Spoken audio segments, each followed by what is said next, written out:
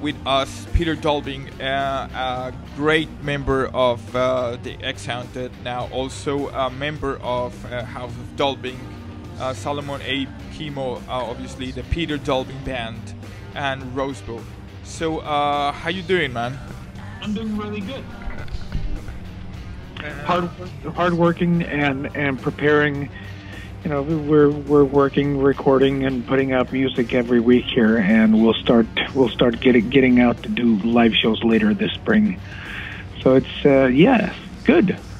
Now, a lot of people know that you left the Haunted, and it seems that all this creative energy was like unleashed in many projects.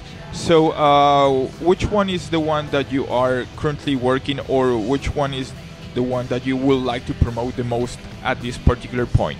Well, I think it's, to me, I think I need to, tell people about how this works. House of Dolving is sort of like, it's like a production house, record label, home base for all the different projects I pursue with different people. As far as the live band goes, I have the Peter Dolving Band, and we'll be playing music from every different project or band that I've ever worked with, because it's more fun, and the idea, it's the formats are so different. In creating music together, that's one thing, but touring and performing live, that's another thing. And I really feel that what I understood after having worked for 20 years in the traditional record company production world of how bands worked, it's incredibly frustrating and slow, and they are, the structure of record companies, traditional record companies, are incredibly inefficient. They're not aimed at really, number one, getting music out there, and number two, they're not interested really in working with creative, intelligent, and knowledgeable people. They have a format that they're content and happy with, and they will stay with that format.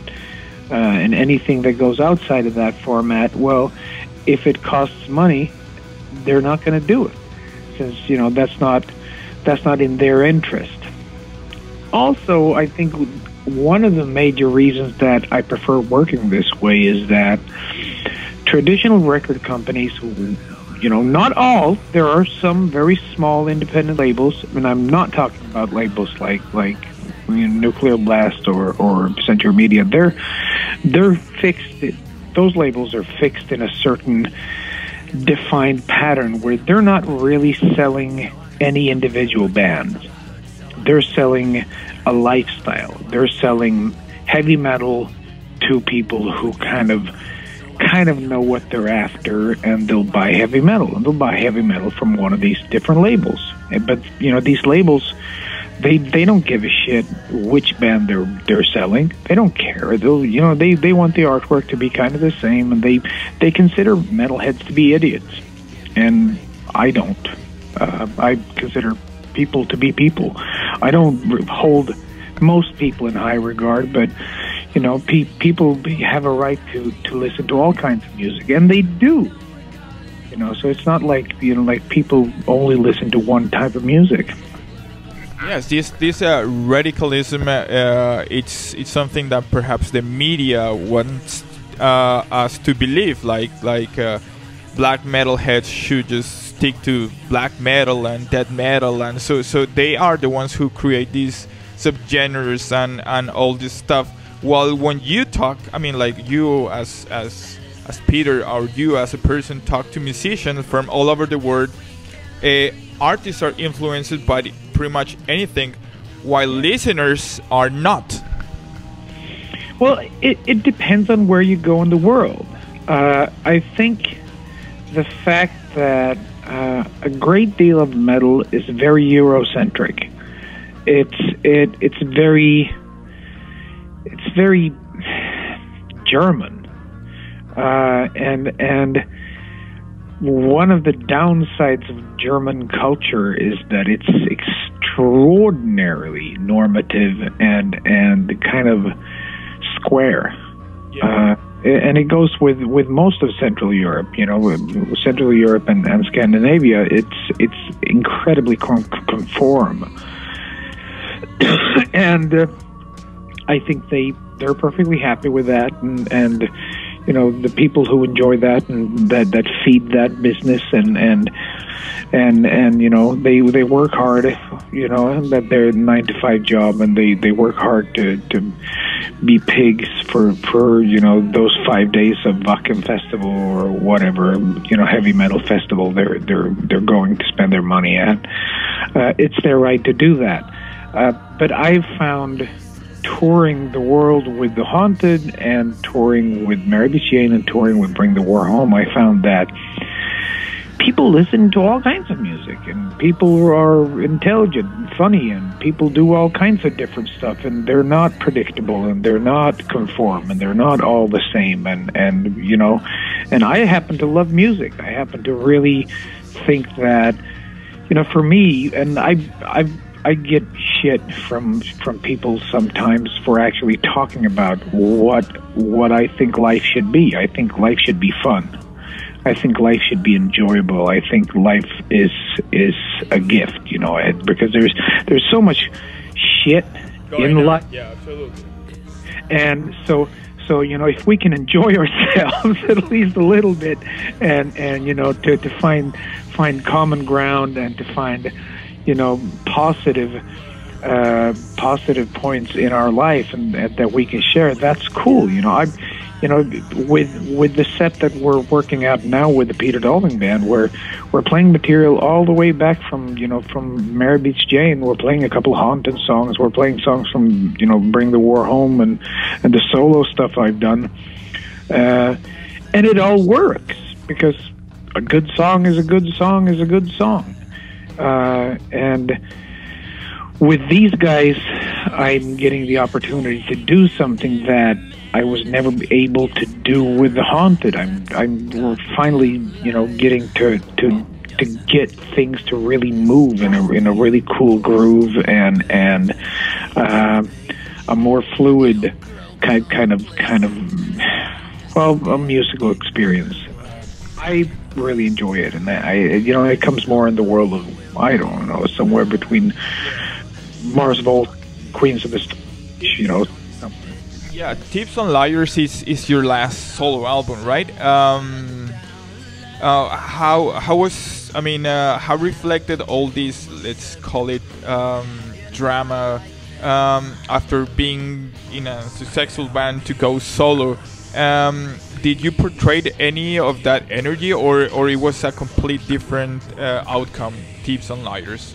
Like the title and the art cover and everything.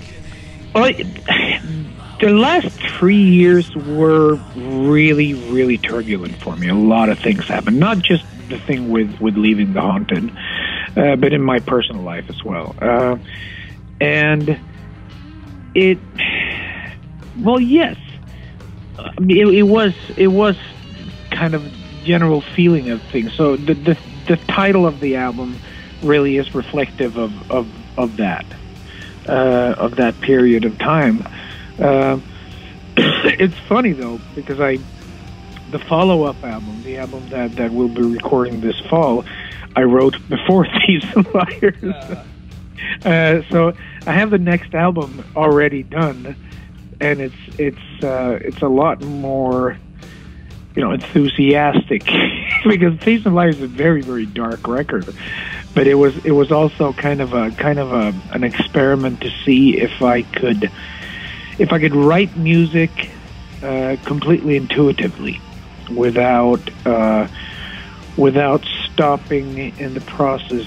Because and the reason it just turned out as, well, here's the record, was what I did. I started recording, and I thought, well, let's see how long I can record. You know, if I record every day without really thinking and just recording, what will come out of it? And Thieves and Liars is what came out of it. Because if I'm not wrong, Scott is not in Sweden, right? Nope, he's in the desert outside of Palm Springs in California. Yeah. So and, how it works? Like it's everything's online, or does he travel, or you travel? We just send music to each other. But we're gonna put out the first single. I think it's gonna be out on Friday next week. Through the same way that I do everything. I don't have the funds to be putting out records. It's too expensive, and I don't have that money. So I put it out on the internet. Yeah, via Bandcamp, Spotify, etc., etc. And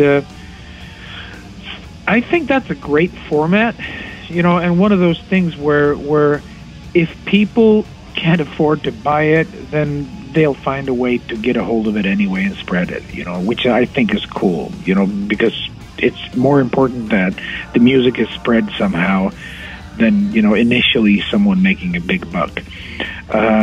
Eventually, I will have money to print records, and I will. But as it is now, the record companies that I've talked to, they don't understand. They don't understand how. Yeah, you know, you're supposed to be holding on to some huge ego, like all these rock stars and blah blah. Fuck that. I'm here to do music, and that's what I'm doing. And I know that people love music, and I love music, so that's what I'm doing. You know, eventually people will get it.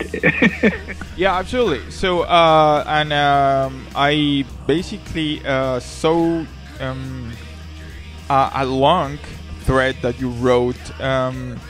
Telling about your perception of a new model of distribution, something like could be slash Bandcamp, but more efficient in terms of not having like the middleman slash PayPal slash Bandcamp taking apart, but a straight musician customer and people working on that field.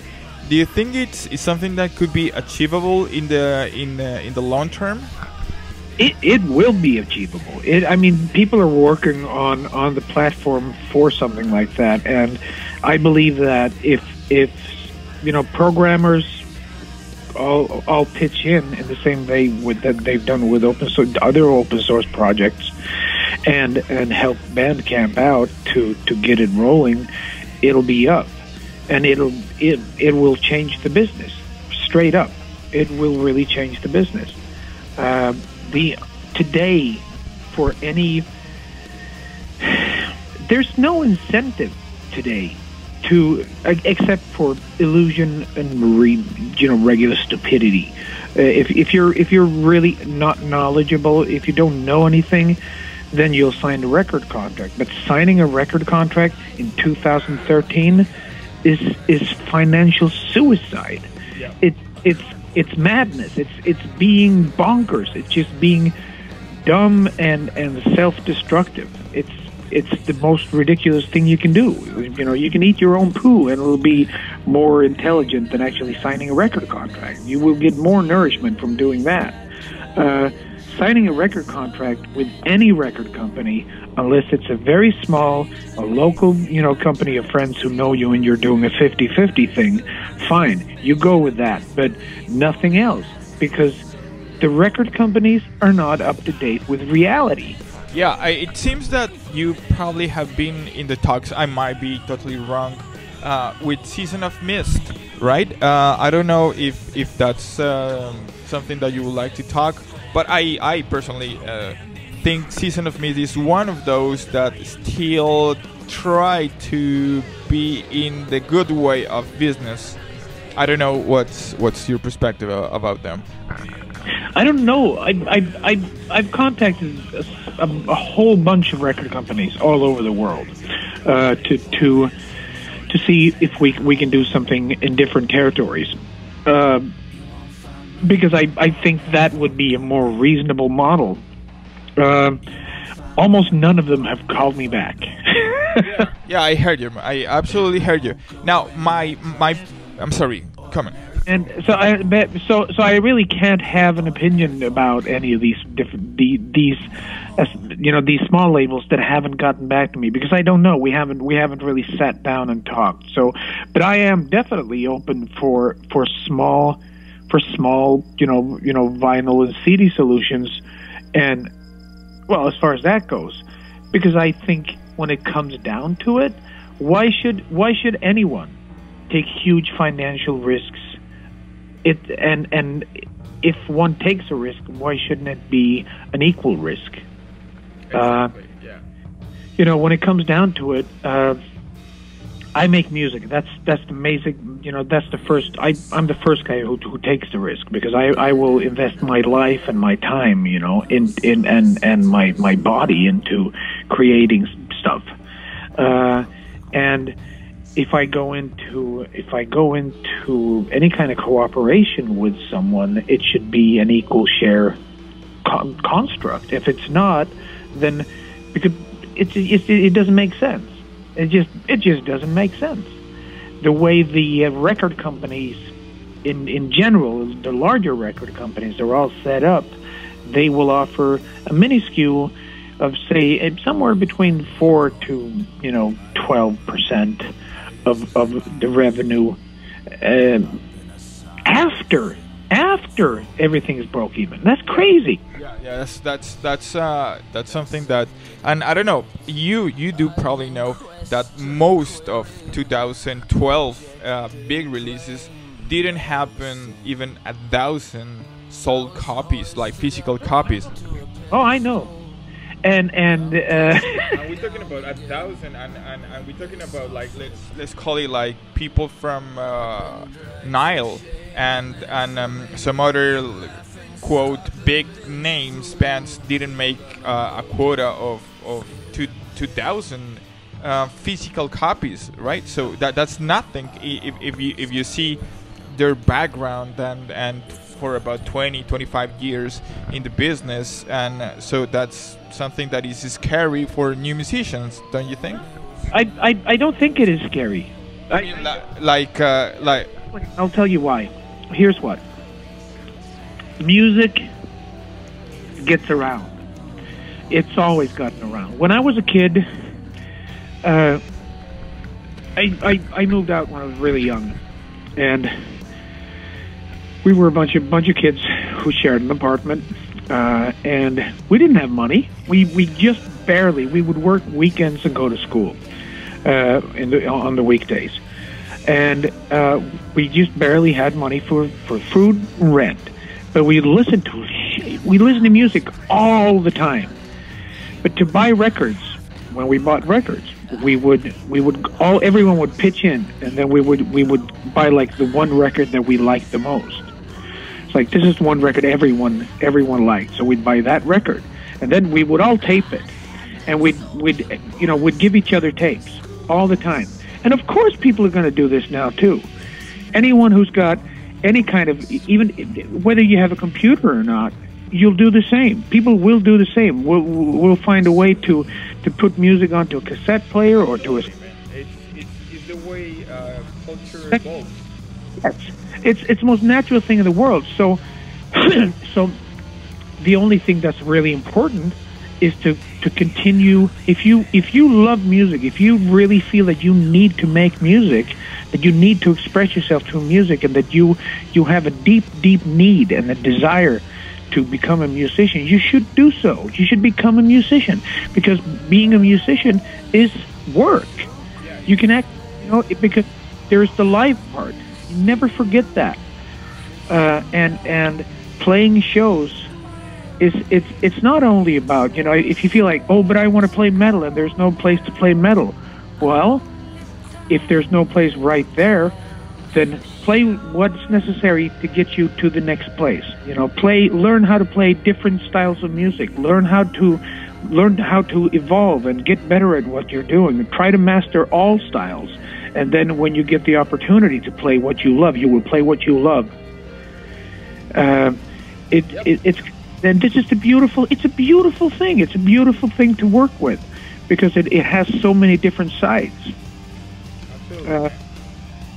Yeah. So personally, I'm not feeling worried or that even that not having a record contract is a bad thing. I'm happier than ever because I finally feel like, wow, cool. Now I feel free, and I have the capacity to get as much money from Spotify or iTunes as any other artist today, thanks to the contacts I had and ways into. It's taken me a lot of years, but now when I release my own music, I make money directly. And I don't make a lot of money from, say, iTunes, but I make some money from Spotify, and I'll make some money from Bandcamp, and I make some money from Amazon, and I make some money from, mp3.com, and I make a little bit of money from here, there, and it all kind of adds up. I'm not making a fortune, but I'm paying my most necessary, costs. So that's where I've always wanted to be. When I grew up, the reason I became a musician was that I saw a lot of people who worked with music, and I thought that's there. I want to do that job, and I started. I wanted to become an artist, and that's what I did. And I grew up, and I started seeing all these people who they wanted to be rock stars, and I wonder, what the fuck are they talking about? Why do they want to be that? Yeah, I heard you. They want to be rock stars. Can't we be content with just getting really good at what I'm doing so I can really play cool music to all kinds of people? That's what I want to do. Yeah. You don't want the lifestyle or whatever they want to sell or portray. No, I want to play music. Yeah, I heard you. Absolutely. Okay, man. It's really fun to talk to you. So we appreciate your insights, and let's hope that eventually you can come over to South America and people here will see you play with any of the projects. Absolutely, we're going to try our absolute best. And if there are any promoters out there, you get in touch with me. We'll work something out. I have plans to move to Brazil by this fall. So that's where my girlfriend is from. She's from Bahia, and I'm leaving this terrible place to come to South. Great, man. So please do contact me, and I'm really looking forward to coming back. Hey, this is Peter Dolving. You're listening to Sanctuary. elsantuariodelrock.com. Noticias, entrevistas exclusivas, videos, reseñas de conciertos y festivales a nivel mundial, crónicas de bandas nacionales e internacionales. Todo esto podrán encontrarlo en santuariodelrock.com.